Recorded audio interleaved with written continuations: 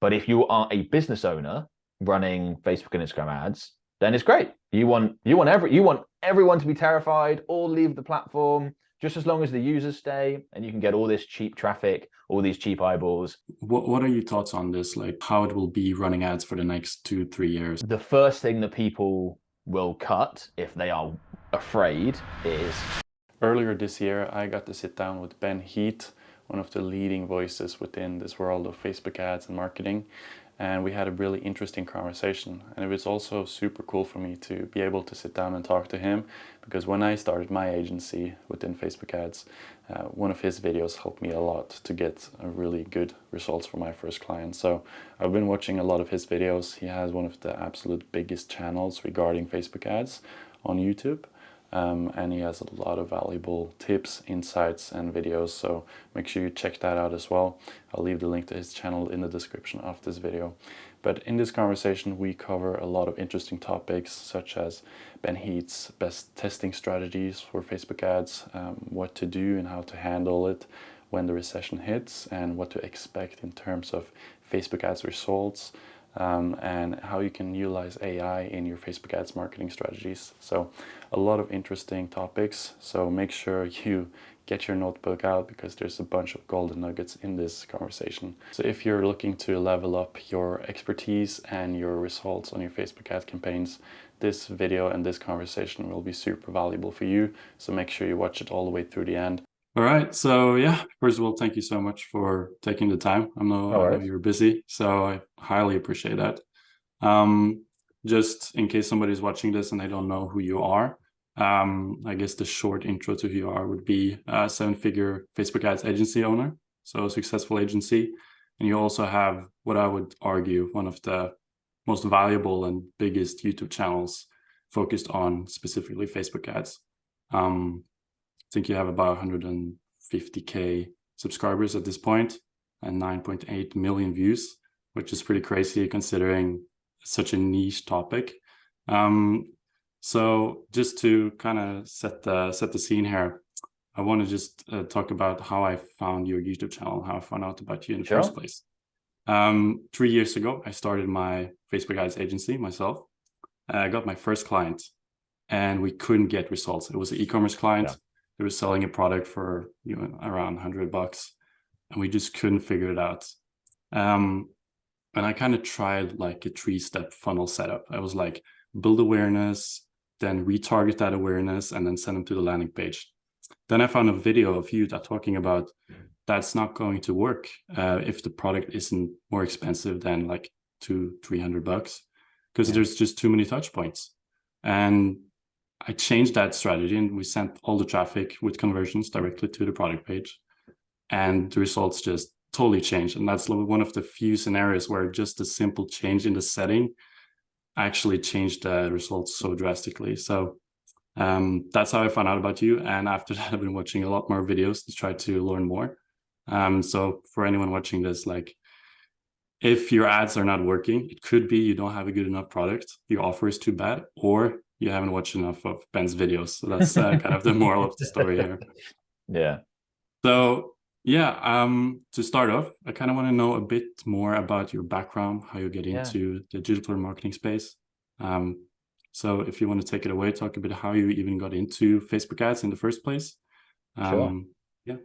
Sure. Yeah. So I've had my own business in one form or another for about 12 years now. And when I started, I was just trying to sell things on Amazon, eBay, that sort of thing, like a lot of people start by doing. I dabbled with lots of different products. I quickly realized that just because you have a product doesn't mean that anyone will buy it. It doesn't mean that you can generate sales, which then leads you to the obvious conclusion, okay, how do I get people to actually purchase this thing that I'm trying to sell? So that leads you into marketing. At the time, I started with Google advertising, what we used to be called AdWords, because Facebook ads wasn't really a thing 12 years ago. So sort of learned a bit about that, used it to dabble with my own stuff, had a few things that worked a little bit, nothing really. This is over years whilst I'm at university, this sort of time period. And then my mum had an interior design business and it wasn't doing that great. And she was struggling to generate leads. And I just learned how to run Google ads. So she said, well, can you come run Google ads help my business out. So sure, did that, worked really well. So just sort of managed those whilst I was doing other things, managed campaigns for her. And then this would have been now sort of 2013, 2014, Facebook ads is really people are starting to talk about it. A lot of people don't know about it. It's very new. I think conversion ads, you could only run those from 2013. So this is really quite at the beginning. I started also running Facebook ads for my mum's interior design business alongside the Google ads, because local business like that, you tap out the sort of search volume on Google ads pretty quickly. So we ran Facebook ads and they did really, really well. And I did that for maybe a year or so, learned how to do that. It was like the perfect learning environment. My mum's business, it was like low pressure and it worked, which was great. Then I figured I could probably do this for other people and charge money for it. So I started my agency at the beginning of 2016, so 7 years ago. It was very much part-time for probably two and a bit years whilst I worked actually doing this stuff.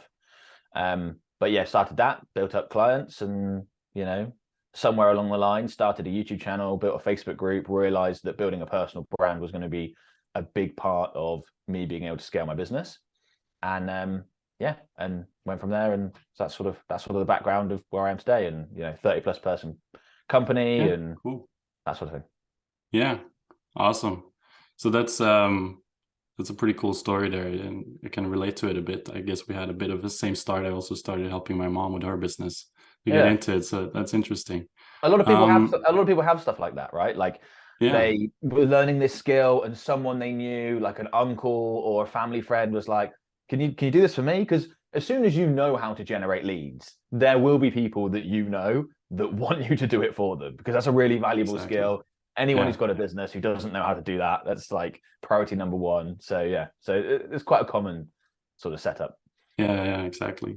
So since then, you've worked with a lot of different businesses. I assume you have a broad client base.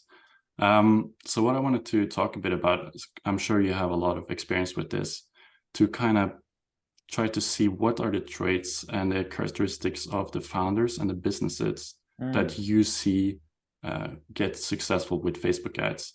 Is there something that is like a common factor that you've seen in your experience? Their level. That's probably the biggest thing.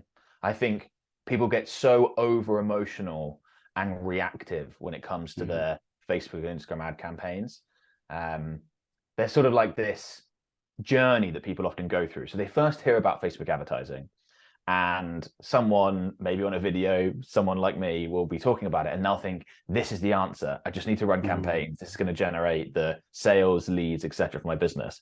And they start running a campaign, and it doesn't go that well initially because they don't know what they're doing yet. That shouldn't be surprising. If you don't know what you're doing, you're not going to get great results. And then they just sort of become really disheartened with it, and a lot of people quit at that point. So they've early on gone through this massive emotional roller coaster. And this can happen within a couple of days, where someone thinks they've got the answer, they're incredibly excited, they launch the campaign, day one it doesn't deliver fantastic results, they get really disappointed and quit. And then people that do carry on, they still go through these massive ups and downs. They have a good day, they're really excited, they have a bad day. I think the people that are just level with it, they're like, no, okay, we're going to run a campaign, we're going to assess the results over months, not days. We're going to slowly make progress, and we're going to be patient, and we're going to figure out a way to make this work. We know this can work for our business. Other businesses have done it. We just need to get good enough. Those are the ones that win, because the reactive ones, they make silly decisions because they're making it from a place of panic often. Oh, we've had a bad day. Quick, turn the ads off. Like, wow, no, we need to give this more time. So I think that would be the number one thing that you see. I mean, of course, there are other traits, like you've got to work hard. The business owners that are willing to create lots of different ad creative and put in the time to get that done, they see better results. You got to be, that. So there's the obvious stuff, but I think above and beyond that, it is that emotional stability, which I don't think just applies to ad campaigns. It probably applies to starting a business in general. Exactly. Yeah, that's interesting. I totally agree with you on that point. It's just the one thing that I see go again and again. The clients that are like, on the day when results drop, they're like, okay, we need to change everything. But if they just waited, you would see that the results would even out and they might be profitable. So totally agree there. And I think around that, one of the things that I would often encourage anyone starting a Facebook or Instagram ad campaign to do is to not overextend themselves, because it's a lot easier to stay emotionally stable if you haven't bet the farm. One of the things that we will sometimes see is a business is spending 30-40% of their monthly revenue on their ad campaigns, trying to grow as fast as possible. And you're like, if this doesn't work out, you're in trouble. You've got overheads. This is silly. Let's take it down a level. Let's operate at a place where if we have a bad month for whatever reason, you're fine. So I think that's a good way around that. Is just, let's just lower the stakes whilst we work this out. And then once we've got it worked out, you can always scale up, but we'll do it sustainably. We'll do it in a measured fashion, and less erratic. Yeah. Okay. That's good advice. One thing I wanted to talk a bit about, because I'm sure this is something that you're thinking quite a bit about these days, as an agency owner, and that is like the direction that Meta is going in terms of what they're changing inside of Facebook Ads Manager. So what I'm seeing on my end is that they are removing a lot of the manual settings, and they've been continuously doing so for a long time. But especially, you know, with the detailed targeting, its expansion being removed for some accounts, ODAX, and now also recently the ad set inspection view, which is weird why they removed that. But what do you think? What's the reason here? Well, like, why do they want to remove these settings from us? I think when you make things more automated, you move more towards an automated platform, it benefits beginners. So if you think about the full range of skill set, you've got advanced people, you've got beginners, you've got everyone in the middle. The more control you give advertisers, the more of a disparity you're going to see between results. The really advanced people know exactly what to do with all the various settings. They get fantastic results. The beginners have no idea what to do. They get it all wrong. They use the wrong settings and they mess things up and they don't get results at all. By automating things and removing options, I think you bring everyone into the middle. So I think that's what they're trying to do. I think Meta's got a lot of data that businesses start advertising on Facebook and Instagram. They don't know what they're doing at the beginning. They don't get results like I described, and they leave. And they're seeing that as a big waste opportunity for their revenue. So they're thinking, how can we make this more automatic so that they at least get some results early on? So I think that's part of it, is just to help the beginners. It's not good for more advanced advertisers. There are still ways you can get a competitive advantage, and there always will be, but the settings is becoming less and less of a thing. Now, the competitive advantage is going to come more in the ad creative and the offer, places where we're going to have control. So I think that's part of it. The other part of it is for privacy reasons. So companies like Meta are very worried about governments telling them they can't do certain things. They're trying to stay ahead of the curve. And what they're doing is removing things like the more specific targeting options. It's in an attempt to make it feel less creepy to regular people. Regular people don't like the idea that exactly what they're interested in is known by a platform and advertisers can target them based off it. So there's a lot of things being removed for that reason as well, just for optics more than functionality. Yeah. And as an intermediate advanced advertiser, how do you deal with this? Because I'm sure having control when you know what you're doing is a positive thing. But like when they remove something as the way to inspect an ad set, how do you work toward, like, what do you do with that? Yeah, the inspector going away is really annoying. And again, it's like, why? You can track some of that stuff manually. So some of the stuff we would have looked at from an inspect tool, we can track, if we keep a spreadsheet, for example, on historic data, you can still get some of that information. A lot of it though is just is what it is. You just got to make do and crack on. You can't now see the audience saturation data that we used to get through the inspect tool. That's annoying. So you just have to crack on. There's other ways you can work out everything. You can still get results. It's the same for everyone else. Focus on what you can control, basically, which, as I said, is more likely to be on your offer, your ad creative, how often you show up, and that sort of thing. Yeah, exactly. All right. And so on that topic, there's also what I'm seeing on my end, at least, is that there has been some changes to what kind of targeting that works the best. And I see a lot of talk about, broad open targeting being like the thing that works best for most businesses. Yeah. What is your thoughts on that? Like broad targeting, lookalike audiences, do they still even work? is there some scenarios where you see that it's actually good when you target a cold audience to go more specific, or is there just broad targeting always? What is your thoughts on that? Yeah, it's a good question. It's a really interesting thing to think about, because I think a lot of people, when it comes to anything in business, definitely in marketing, definitely in Facebook advertising, they want an easy answer where they want someone like me just to say, oh yeah, it's always this way. And that's just not true. They want it because it's easy and it'll help them run their campaigns and they don't have to put in any thought or effort, but it's just not true. You need different targeting options for different businesses, and also businesses in different scenarios.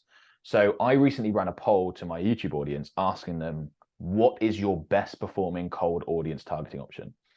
And I don't remember the exact numbers, but it was roughly something like this. It was like 44% saw their best results with broad targeting. Low 30%, let's say 31% or something, saw their best results with interest targeting or detailed targeting. And the 20-something remainder saw their best results with lookalike audiences. So you could look at that and say, oh, broad targeting was the most popular one, therefore that's what we should go with. But it was only 44% that saw their best results with broad targeting. 56% of people, so more than half, saw their best results with something else. So what that tells me, and this is definitely something we do as an agency for our clients, is you have to test the various options. It's really quite easy to do. It's not that hard to create extra ad sets with a few lookalike audiences or some detailed targeting options and just test them out and see which works better. So there are some sort of rules of thumb when it comes to broad targeting that I think people need to be aware of. So if your ad account is relatively mature, you have significant conversion data in it already, you're more likely to see results with broad targeting because Meta has an idea of the type of person that converts. They have a lot of information they can use to target the right people. If you've got a brand new ad account and you're using broad targeting, that's tricky. That campaign is likely to not do well for quite a while until that conversion data comes through, and then Meta can go, aha, it's men aged 23 that buy this, therefore that's who we're going to target. It's going to take some time to work that out. Also, we see better results with broad targeting with businesses that have a product or service that has broad appeal. So if you're selling something really quite niche, like let's say you were selling a fly fishing gadget, right? That's really quite niche. Only people that are interested in fly fishing are going to be interested in that. Broad targeting is unlikely to work for you.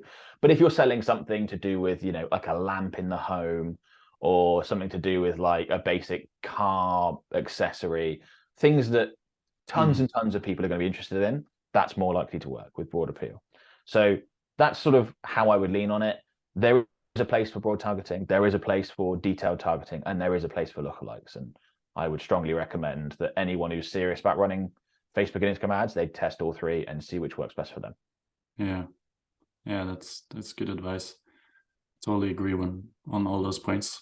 And in terms of retargeting, like obviously tracking on Facebook has been reduced a lot since the whole iOS and all that stuff.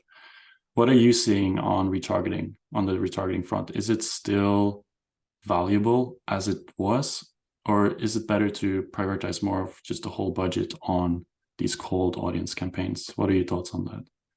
So I would say it's not quite as effective as it used to be pre-iOS 14, which is, we're talking 2 years ago now. So it's kind of like, we just got to get on with it. But it's still definitely worth doing. I think that's, again, something that people do a lot in the digital marketing space is they overreact. So, this isn't as valuable, therefore let's not do it. No, this isn't as valuable, but let's still do it because your warm audiences are still going to produce better results than your cold audiences. So it absolutely makes sense to be advertising to your warm audiences. We've expanded the warm audiences that we will target. So instead of focusing exclusively, which is what we used to do, on app sources, website visitors, email list, customer list, things like that, we will still target those people. But because we don't have as much visibility over those, particularly website visitors, we are also going to be retargeting people who have watched a video of ours on Facebook or engaged with our Instagram account. So more in meta sources as well.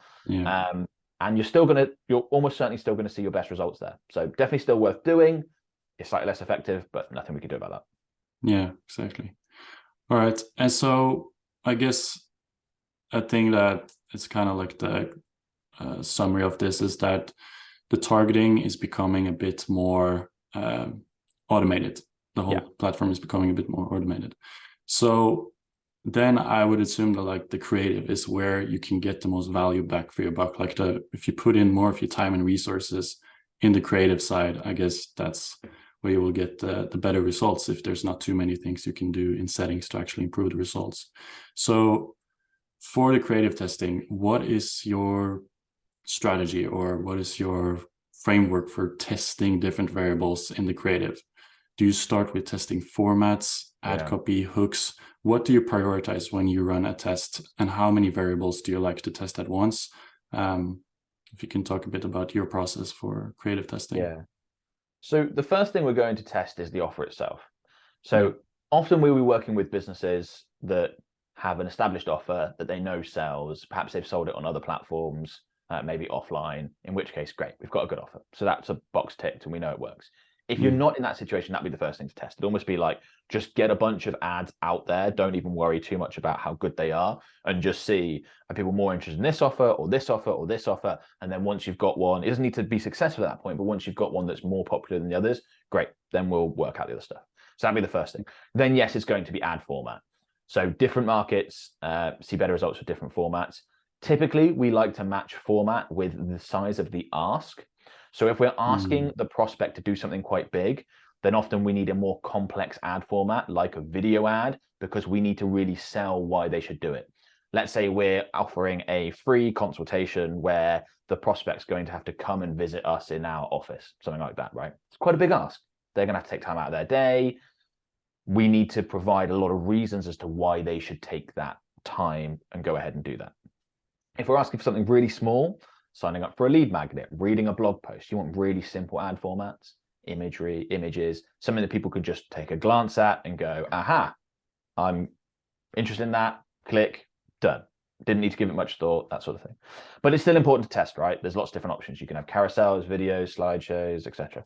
So test ad format. Once you've got your ad format, once you're confident which one is going to produce the best results for you, then we move on to the creative itself. So that will be testing, let's say we've decided the video is going to produce the best results, we'd be testing multiple videos and trying to make those as good quality as possible. And the importance of the quality of that video is enormous. It's absolutely massive. That is where you can win on the platform. It's really high quality and creative.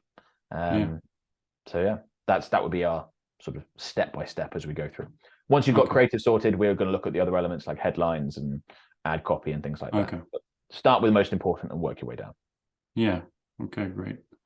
So to just talk a bit about video, there's a lot of different videos you can run as ads, right? And one thing that, a lot of people are talking about in the marketing space is like UGC videos, for example, where the video is more, it's not overly commercial, professional, like the traditional video ads. It's more authentic, looks like it's almost made on an iPhone sometimes. Like, what are your thoughts on those kind of videos? Was there something that worked good in the beginning, but now people see that, oh no, it's actually just an ad? Or what's your thoughts on those kind of video ads? I still like it. Yes, obviously people can see it's an ad, but I think one of the things that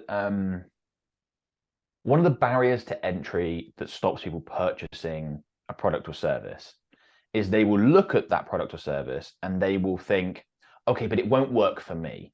And that's something people do like internally. That's their internal dialogue a lot. I would love to do that, but that won't work for me because of this situation. When you can provide video formats that shows people that are just like them getting the results that they want or having the experience that they want with that product or service, that eliminates that objection, because they can see, oh, well, I didn't think it would work for me, but like that person's just the same as me in this scenario and it looks great, so maybe I should grab it.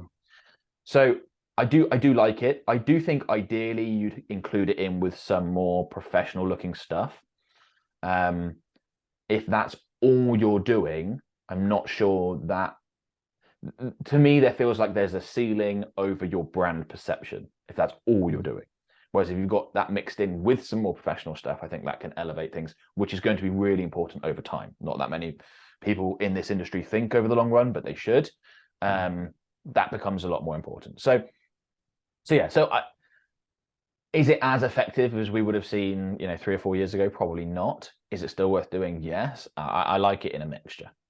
Yeah. Okay. Interesting. All right.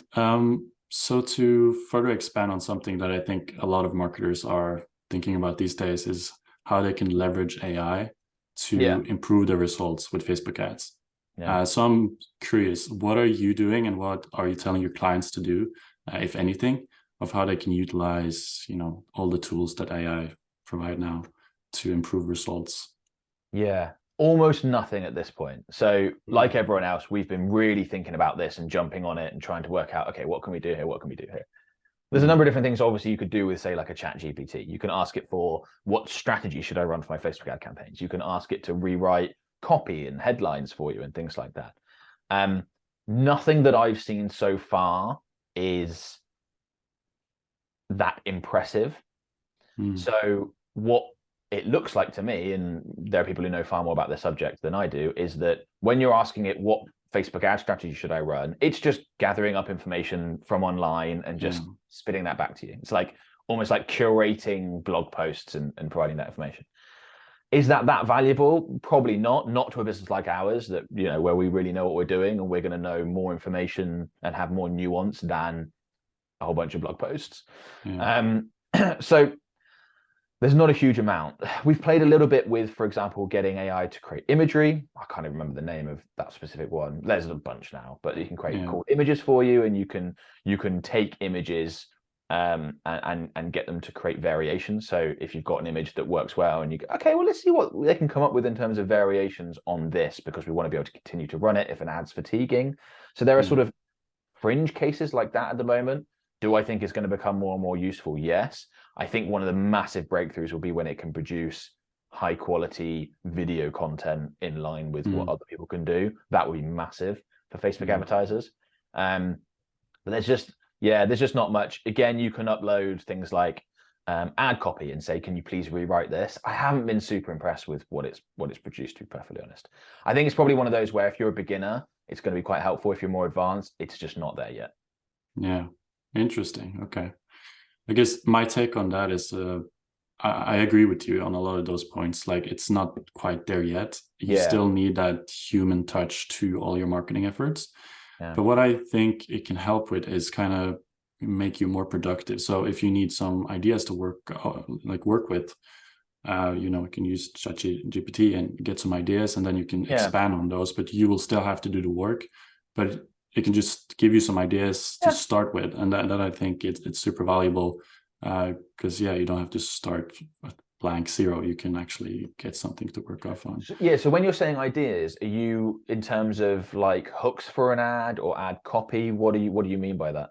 Ad copy, hooks, offers, offers you could run, different things you could do, and also with the images and stuff, it can give you some ideas. But it's not, you can't use those images for ads. A lot like Playground AI, you can't use it, but you can visually imagine something that you maybe couldn't before if they give you some suggestions, and then you can go to your designer and work something out. So are you uploading, say, an ad copy you've already used and saying, can you rewrite this in a few different ways, that sort of thing? Because that's what we've been playing around with. Yeah, exactly. It's the same thing. But you still need to, in my opinion, do most of the work yourself. You can just get a little boost into a certain direction and work from there. And we're playing around at the moment. It's still very ChatGPT, which has really led into this AI focus, is still very new, isn't it? So there's a lot of trying to work it out, and can we use this? Well, how can we use this, and that sort of thing. So I think my answer on that and the industry in general is going to change. But it is interesting. We will see what happens. Yeah. It is interesting. So the current economic climate, it's a lot of fear going on, consumer confidence declining a bit. I guess a lot of people, especially advertisers in the beginning stages, they get really affected by this, and they think, oh, now it's not a good time to advertise, or what can I do to, bypass this issue of the economy? What are your thoughts on this? What are your thoughts on the how it will be running ads for the next 2-3 years, you know, even just the next year now. Yeah. What do you think it's going to look like, and what are you doing to work around this issue? So I think, I mean, firstly, I do think that any like economic downturn is always just so overplayed, and people in any sort of like ads industry, they fear it so much. If you look at like a country like the UK and you're like, oh, we're in recession, what was the GDP drop? It's like 0.2% for a quarter. It's like, come on, guys, this is you're not going to notice, basically. Like, let's all just calm down. Having said that, the first thing that people will cut if they are afraid is ad budgets. And we've seen that. So there's less advertisers on the platform now than there was a year ago. Yeah, definitely 18 months ago. And they're spending less, which is great for people running ad campaigns because it's a competitive environment. The cost of your Facebook ads is dictated by how much demand there is for those people's eyeballs. If there's less advertisers, the cost goes down. Like I've made the joke before that if all advertisers left Meta tomorrow but all the users stayed, I'd be a billionaire in 7 days because you could just hoover up all that attention for next to nothing. So I hear a lot of things where people will panic and be like, oh, so-and-so stopped advertising on the platform because they're worried about their business, or maybe I should do the same thing. Like, well, what's the fundamentals of your business? Are you fine? Well, yeah. Okay. Well, actually, this would be a time to spend more, to focus more on the platform, because if someone else is left, that's space for you to advertise. So, and we can see this in numbers, right? So overall advertisers have dropped, ad spend has dropped, Meta's revenue is down a bit. CPMs, cost per 1,000 impressions, which is what we use typically to measure the cost of, you know, when I say how expensive is Facebook and Instagram advertising, well, how much does it cost you to reach 1,000 people or get 1,000 impressions? That's come down. So it's not great for agencies because we want there to be lots of demand for the platform, because then that's lots of demand for our services. But if you are a business owner running Facebook and Instagram ads, then it's great. You want everyone to be terrified, all leave the platform, just as long as the users stay, and you can get all this cheap traffic, all these cheap eyeballs, and it's great for your business. It does help us as agencies get results for clients, because if CPMs come down, it's easy to get results. But in terms of getting new clients, it becomes more difficult. So, I mean, that's basically what I think. In terms of what's going to go forward, you know, who knows? Most people overplay all the YouTube videos you see, all the news is that we'll have the worst recession ever, and most of the time it seems to. Everyone said that at the beginning of COVID, right? Just to what, less than 3 years ago, everything dropped, and then we lost a bunch of clients. Lots of agencies lost a bunch of clients because they were all afraid of running ads. And then 6 months later, it's all fine again. And you know, same will probably happen. Exactly. Yeah. And what do you think about? I think you made a video on this. Where you talked about like the future for Facebook as a whole as advertising platform. Yeah. Like, what do you think? Is it still going to be the platform to focus on like a decade from now? Do you think somebody's going to come in and, you know, outcompete Facebook? A decade is tricky, to be honest. I think it's hard to say that sort of. Okay, so let's separate it out. Will there still be value in advertising on Facebook and Instagram a decade from now? Almost certainly. And if we include Instagram in there, which we should, because it's all one ad platform, absolutely. It's all based on what users do. So as I said, if advertisers get scared and leave, great. This is the best news ever. But it's all based on users. So the time at which I will be nervous around my platform where I advertise is if user numbers start to drop and drop significantly. That's when you start to go, because that's who you want to reach. So do I think there will still be a boatload of Instagram users in 10 years' time? Absolutely. There's almost certainly going to be more Instagram users in 10 years' time than there is now, especially if TikTok gets banned in certain countries, which, you know, like India's already done it. US have just done it for government employees. Like, I think that's coming in a number of places. And a lot of that traffic is going to end up on Instagram Reels, I'm pretty sure. Some of it will end up in YouTube as well, but that would be a good day for Instagram, the day TikTok gets banned, if that does happen. Will Facebook still have lots of users in 10 years' time? I think it might have less than it does now, because we can see that younger generations aren't joining Facebook. But let's say the average person that's 45 that uses Facebook now quite a bit, will they still be on Facebook in 10 years' time? Yes, I absolutely think they will. So there's still going to be a lot of value in advertising on Facebook as a platform. Will there be as much user activity as there is now? Probably not, probably a bit less. Instagram, I think, will probably be bigger than it is. So it may be sort of overall pie in terms of who can reach, maybe similar. But we're still talking billions and billions of people. And if we shorten that time frame to say 5 years, I'm not concerned in the slightest. 10, it starts to get whatever. On Facebook specifically, Instagram would be fine. But yeah, that's how I think it will go. I think when you look at these platforms, you look at something like Facebook. Younger people haven't been getting involved as much for ages now, but it's a very sticky platform because they've done a really good job of emphasizing the community aspect, which just keeps people on it. So you could speak to a lot of people that will say, oh, well, I don't really use Facebook except for something, except for it's how I keep in touch with my old schoolmates, except for it's how my six-a-side soccer league is organized. So like there's things like that just bring them back, that keep them involved, to stop people leaving. So the immediate nature of that doesn't worry me too much, but this industry, a lot can happen. No new social media platforms have really come out recently. Like the rate at which new ones are getting involved is definitely slowing down. The incumbents are just entrenching themselves, and it's becoming less and less likely, it looks to me, that a new Instagram would come through. That seems very unlikely at the moment. Hasn't happened. TikTok's the most recent one, and that's many years old now. So that's interesting. Interesting. And then you touched on a point there, like what if TikTok gets banned, right? Because there's so much attention flowing to TikTok now, especially in the younger generations. Yeah. If it gets banned from, US and stuff, what would you suggest people do to take advantage of that when all that attention goes over to Instagram Reels? Yeah, so I think the users are still going to be looking for the same type of content. So it's going to be short form content. So it is going to be Reels. It's going to be YouTube Shorts. It's going to be, it's Facebook Reels now as well. All the platforms are jumping on. They're basically just copying TikTok, aren't they, on this really short form, consumable content. So that's where it's going to be. There'll be organic reach on those platforms, opportunities to advertise as well.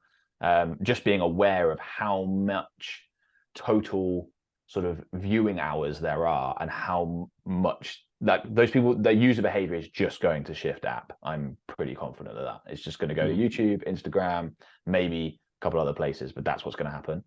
So I think it would just be a case of being there and being ready for that, and people will, and they'll jump on it. And I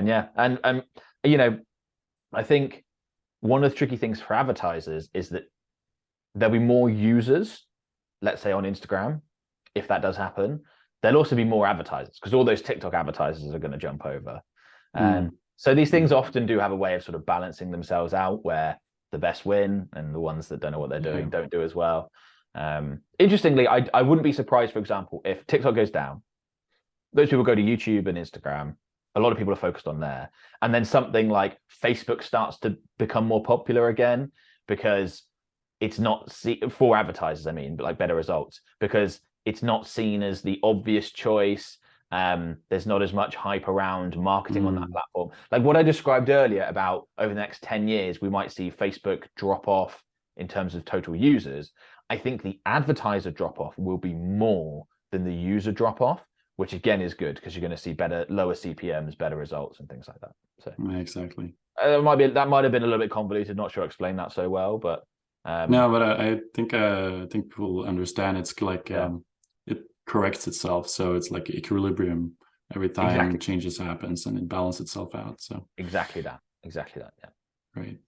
So just to sum things up here, we talked about a lot of stuff, but if we could sum what we talked about up in like one sentence, one great tip to someone who is like running some ads, they're not having amazing results.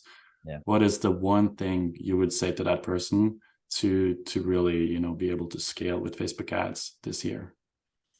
If there's Facebook ads, like anything else, is a skill. You need to get better at that skill. The best results go to the winners. That'd be it. Amazing. All right. And where can people find out more about you? So one of the best places you already mentioned is my YouTube channel.